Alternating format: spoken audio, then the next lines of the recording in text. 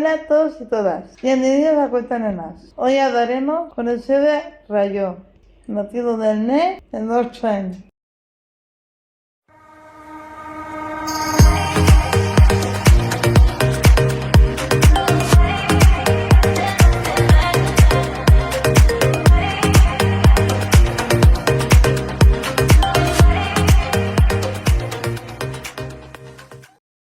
Buenos días a Cilia, bienvenida a YouTube.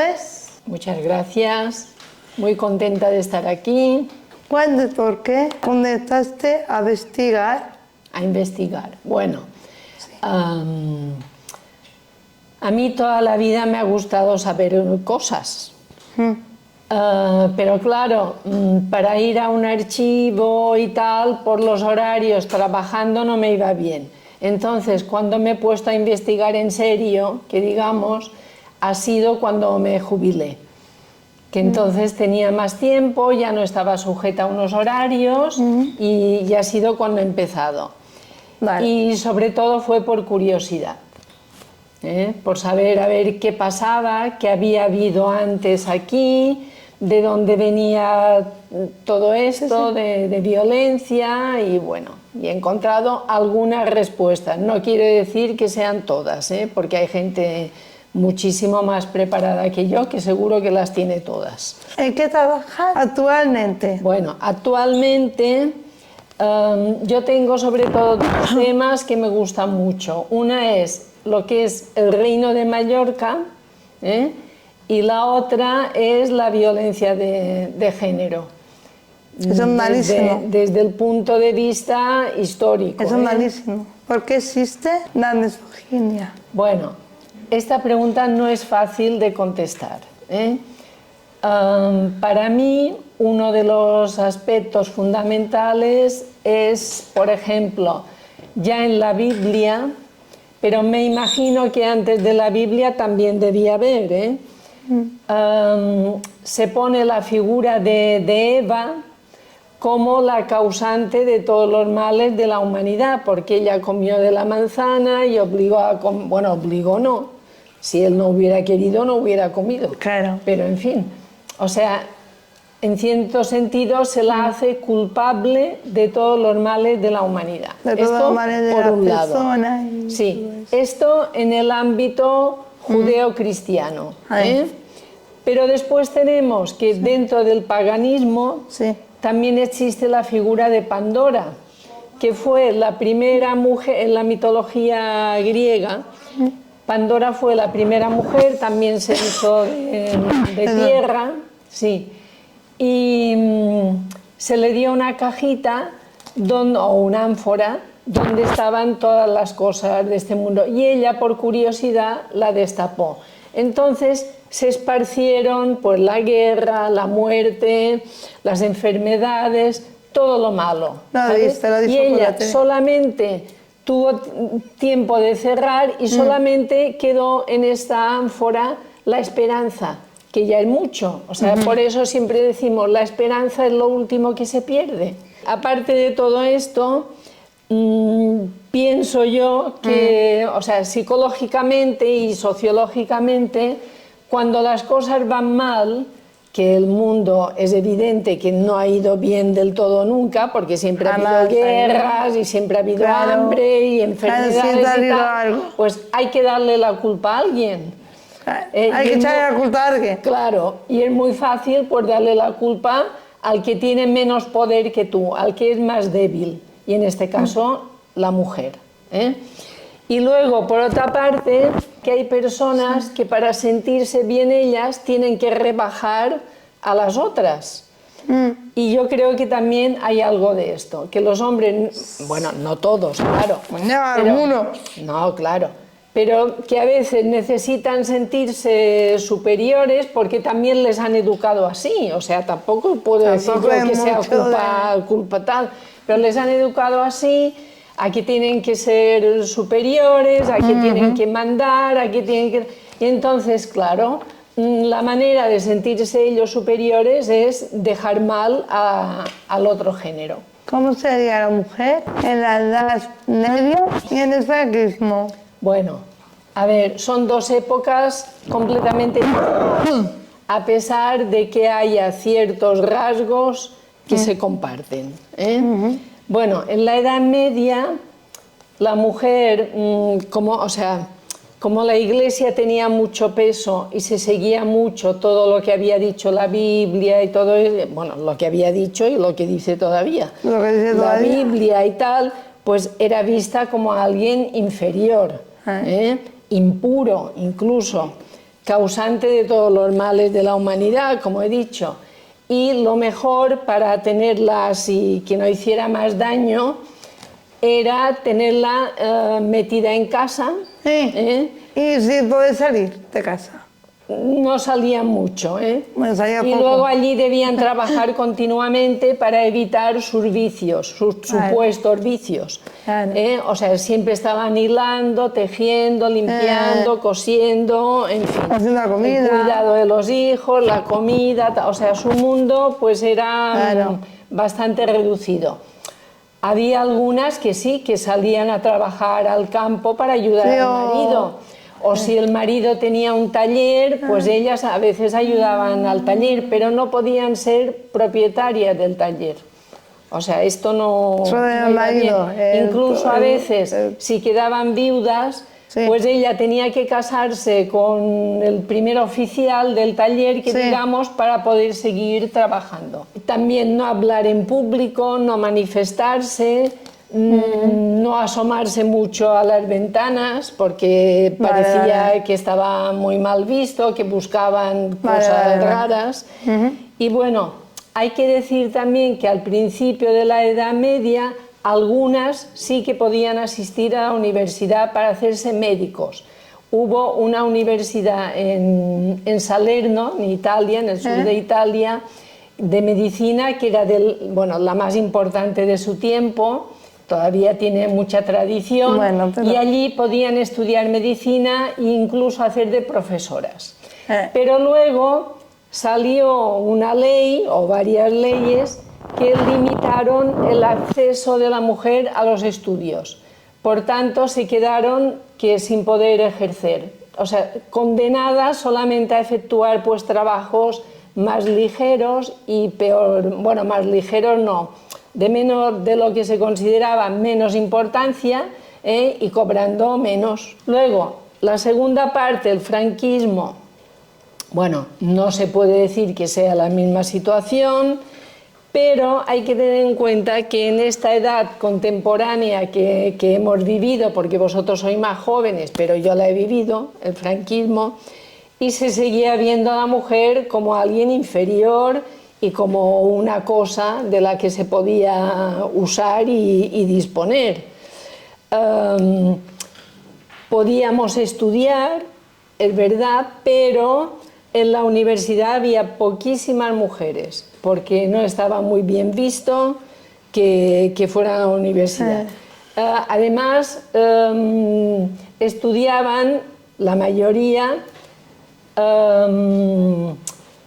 carreras que se consideraban femeninas, como por ejemplo magisterio, farmacia y carreras de letras, o sea, filosofía y letras, o literatura, o tal. Todo lo demás era muy difícil, o sea, una mujer ingeniero, una mujer, así como ahora hay, muy difícil. Era muy difícil porque no las dejaban, o sea, es que no tenían, y estaban mal vistas. Luego, también se tiene que decir que la mujer estaba considerada como si siempre fuera una persona menor de edad, a la que había que vigilar, había que controlar, no podía trabajar sin permiso del marido, lo cual, hija mía, sí. Yo esto lo he vivido, no es que os cuente batallitas. Entonces, claro, si no puedes trabajar, ya no tienes un dinero propio, estás siempre dependiente económicamente de otra persona, que a lo mejor estás casado con una bellísima persona, pero a lo mejor no, entonces estás sujeta a esto. Lo más importante era la familia, que la familia estuviera bien atendida, que esto es importantísimo. pero no todo tiene que caer siempre sobre la misma persona. Los trabajos se tienen que compartir. Claro. Luego, si ganaba dinero, lo administraba el marido. Si ella tenía propiedades, también las administraba el marido.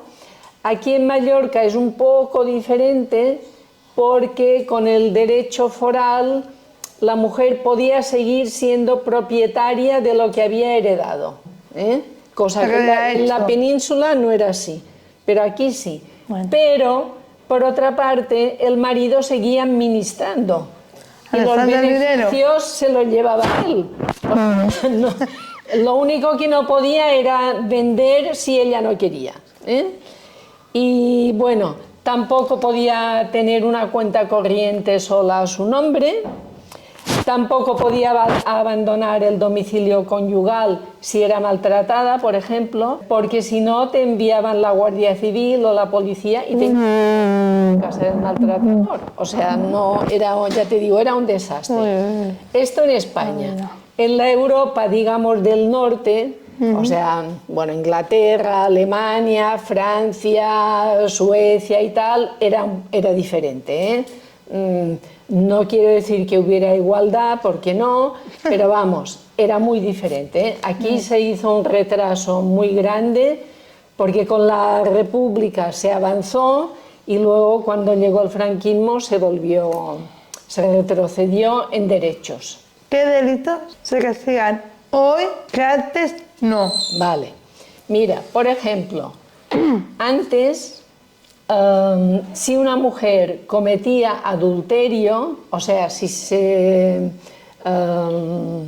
enrollaba, por decirlo de alguna manera, o se acostaba con una persona que no era su marido, el marido podía matarla y no le pasaba nada. O sea, era así. Ha habido diferentes fases. En las primeras no le pasaba nada. Luego, según el Código Penal vigente en cada momento, a lo mejor se le castigaba con un destierro. En otros casos, una pena que era de risa, ¿sabes? Y esto ha ido fluctuando, ha ido cambiando según la normativa del momento, de cada momento, que era fruto de la manera de pensar de aquel momento. Y luego también lo que se daba mucho, que yo me acuerdo de esto, era los crímenes pasionales, que se llamaban entonces, que era que el marido mataba a la mujer. Esto es lo que ahora llamamos violencia de género, que entonces no tenía este nombre. O sea, se decía, fulano ha matado a la mujer con un crimen pasional. Y bueno, le caían a lo mejor unos años de cárcel y... si se entregaba él voluntariamente, que era lo que solían hacer, pues la pena quedaba reducida a muy poca cosa. ¿Cuál es el primer caso documentado de violencia machista en Baleares? Bueno, a ver, aquí hay que tener en cuenta una cosa. Primero, yo sé el que tengo, el que he ido encontrando, pero no quiere decir que sea el primero. A lo mejor hay más que yo no los he encontrado y a lo mejor otra gente sí, o a lo mejor están en algún documento que todavía nadie lo ha mirado. Esto por una parte.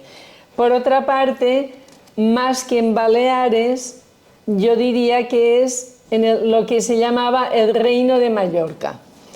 Porque comprendía no solamente las islas, sino también una parte, o sea, el Rosellón, la Cerdaña, la Señoría de Montpeller, que estaban en la península. Todo esto formaba el Reino de Mallorca. Entonces, de este territorio, que era lo que regía en el tiempo que me preguntas, de lo más antiguo, por ejemplo, hay un caso, el año 1274.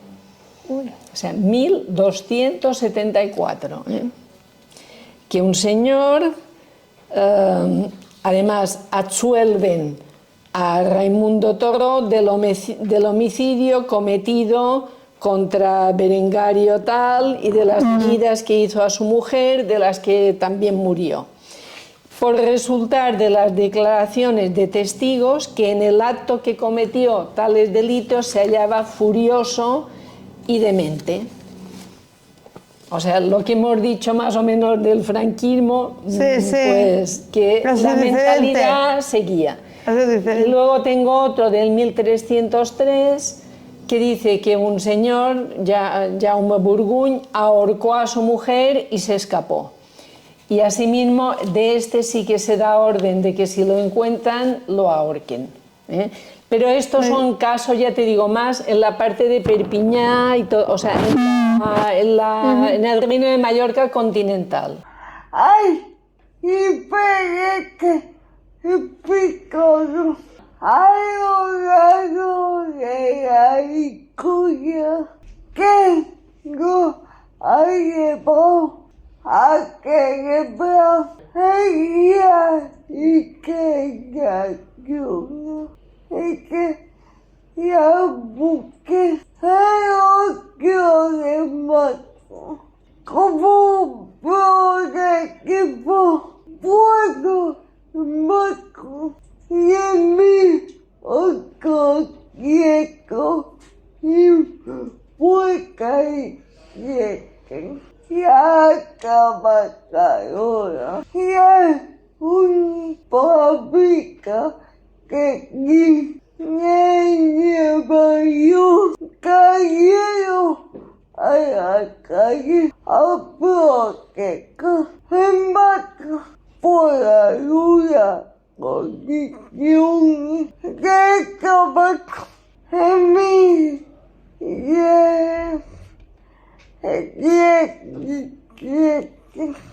bueno, la mujer yuca, que carajo, buena, pidiendo paz y paz. ¿Es que la ley protege de algún modo al maltratador hoy en día? Bueno, hasta hace poco sí. Bueno, hace poco, estoy hablando de 20 o 30 años, sí que estaba protegido. Hoy en día hay unas leyes bastante avanzadas en las que claro, yo no soy abogado, no he estudiado todas las leyes, no las conozco, pero creo que no está más protegido, creo que no. Lo que a veces pasa es que la ley no se aplica, es lenta, no se aplica enseguida, o no se ponen medios suficientes de vigilancia para proteger a la mujer, y en fin, esto es lo que pasa. Pero creo que normativamente estamos bastante a nivel europeo, y a veces incluso con la ley esta del consentimiento, del sí es sí, estamos por delante de Francia, por ejemplo, que no ha habido, que ahora ha habido este juicio contra este señor y tal. Bueno, este señor, por llamarle de alguna manera, que drogaba a su mujer y dejaba que se acostaran con ella, pues allí, como no hay esto del consentimiento, ha sido más difícil juzgarles y ha sido más difícil condenarles. Se les ha condenado, pero no demasiado. Y esta ley llamada del sí es sí ha sido muy criticada. Es verdad que puede dar lugar a según qué jueces de diferentes interpretaciones, y entonces pues lo interpretan a favor del condenado, y ha habido agresores que han visto reducida la pena. Pero por otra parte también ha hecho cosas buenas, como lo del consentimiento, o sea que necesita pulir, que ya se han rectificado algunas cosas, pero vamos, que no está tan mal como nos quieren hacer creer. ¿Qué se entendía por violencia de género en la Edad Media? Bueno, vamos a ver. En la Edad Media no se entendía nada, porque la violencia de género como si no existiera. O sea, existía porque se daba en casi todas las casas, pero legalmente no existía. Esto de violencia de género es un término que se ha empezado a usar legalmente a partir del año 2004.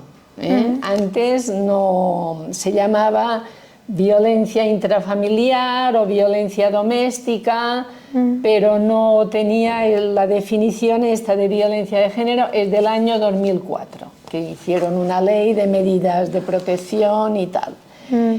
Y estos hechos, si el marido pegaba a la mujer, tal y cual, pues generalmente no se denunciaban, porque se consideraba que era un hecho privado de la familia, que debía quedar escondido, oculto, a no ser que hubiera un escándalo público, que los vecinos tuvieran que acudir. Que salir a la calle. Ahí está. Y protestar. Sí, y tal. Entonces sí que se castigaba, pero si no, todo quedaba escondido y guardado en la familia. ¿Se denuncian los casos ahora que antes? Sí, muchísimos más, pero muchos. Porque antes se denunciaba poco, porque entre otras cosas no te hacían caso. Yo recuerdo el caso de un familiar mío, una cuñada mía, que el marido le pegó delante de los hijos, ella fue a la policía, o no sé si fue la Policía Nacional o a la Guardia Civil, esto pasó en Madrid, a denunciar, y oyó que uno de los guardias le decía al otro, esta habrá hecho algo. O sea, siempre se nos da la culpa, cuando pasa una cosa de estas, se nos da la culpa, o sea, o se nos daba la culpa. Sin tenerla. Sin tenerla. Es verdad que también hay mujeres que no son buenas personas, o sea, pero vamos, no tienes que andar pegando a la gente. Claro. Tienes que protegerla. Claro. ¿No? También es verdad que a veces la ley no actúa con la rapidez suficiente, que no se toman medidas necesarias para que la cosa no vaya más. También es verdad que si el juez dicta una orden de alejamiento, a veces no se respeta, tanto por parte del que tiene la orden de alejamiento como por parte de la víctima. Y también hay mujeres que denuncian, pero luego retiran la denuncia porque se creen que todo va a cambiar, o porque se creen que, o por miedo, por lo que sea. Y entonces, pues claro, el maltratador se crece, se envalentona y vuelve a la carga. Y, en fin, lo vemos en la tele, que hay muchos casos en que hay denuncias previas y en otros no hay denuncias previas. Bueno, ¿es correcto el término violencia doméstica? Bueno, hoy en día se distingue entre violencia de género, que es la del hombre contra la mujer, y luego la violencia doméstica, que se puede dar entre toda la familia. Y además, por ejemplo, también incluye pues de mujeres a hombres, que también hay algún caso, pero vamos, en una cantidad ínfima, entre parejas del mismo sexo. O sea, es una cosa más general de la familia, no del hombre contra la mujer. Si es del hombre contra la mujer, si hay motivo suficiente, pues se llama violencia de género. Y con la ley que he citado antes, esta del 2004, o sea, la violencia es por parte de pareja o expareja masculina o relación afectiva similar. Vale. Y con esta ley deja de llamarse o deja de considerarse violencia doméstica y se llama violencia de género. ¿Qué podemos hacer como sociedad para cambiar esta situación? Bueno, a mi manera de ver, se requiere un esfuerzo de todos, de toda la sociedad en conjunto. Una cosa que es básica es respetar a las otras personas, no querer nosotros siempre hacer lo que nosotros queramos, sino respetar a la otra persona. Hay que saber aceptar. Si una persona te dice que no quiere tener una relación contigo, pues tú tienes Que que respetarlo. aceptarlo, claro. ¿No te gustará? Vale. Bueno, te lo tengo que respetar. Pero la otra persona también tiene derecho a decir que no. Claro. Saber aceptar una ruptura, que va en la misma línea. Luego, intentar arreglar las cosas siempre dialogando, con palabras, no a golpes y bofetones y, No, eso no y se puede hacer puñaladas, con una o sea, con persona. actos violentos.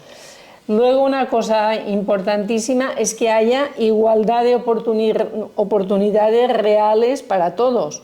O sea, ahora, por ejemplo, hoy en día con los permisos que se dan por paternidad, pues esto también se ha arreglado un poquito, porque antes mujeres que iban a pedir un trabajo les preguntaban, ¿piensas tener hijos?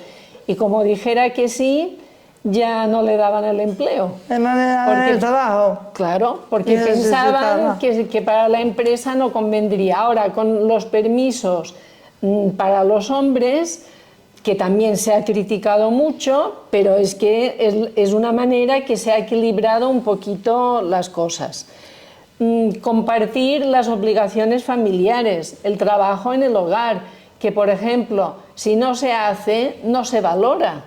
O sea, si uno llega a su casa y se lo encuentra todo arreglado, no se da cuenta del trabajo que ha hecho la otra persona, de limpiar, de cocinar, de lavar la ropa, tal. En cambio, cuando lo hace, dices, caramba, pues sí que tiene mérito lo que ha hecho el otro durante tantos años.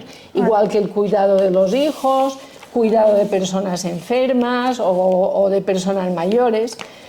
Una cosa muy importante es que haya trabajo para todos, para que nadie tenga que depender económicamente de otra persona.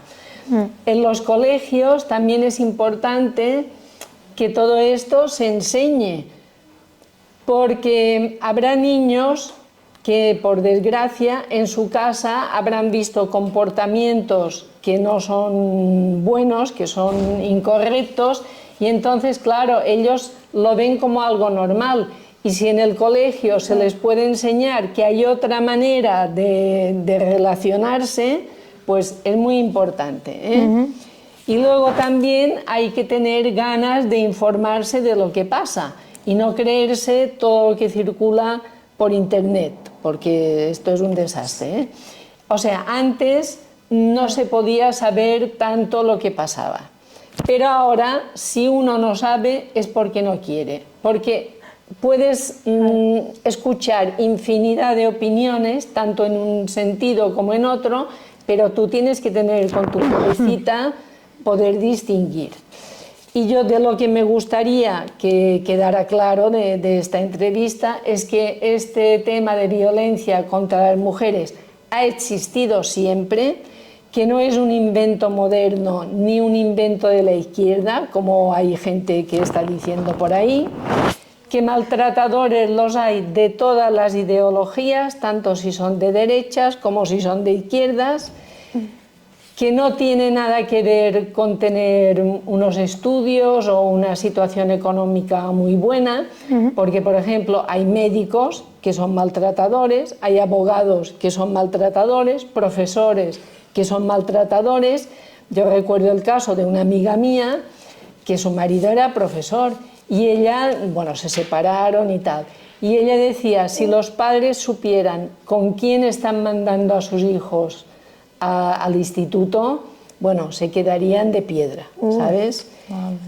Y luego que todo esto es una muestra de las desigualdades existentes todavía entre los dos sexos y de la categoría que se le da a la mujer, que es aún ahora por mucha gente vista como que, bueno, que siempre tiene que estar un poco por detrás de él para no hacerle quedar mal. Hasta aquí la entrevista de hoy. Esperamos que les haya gustado. Danos mucho like y síguenos.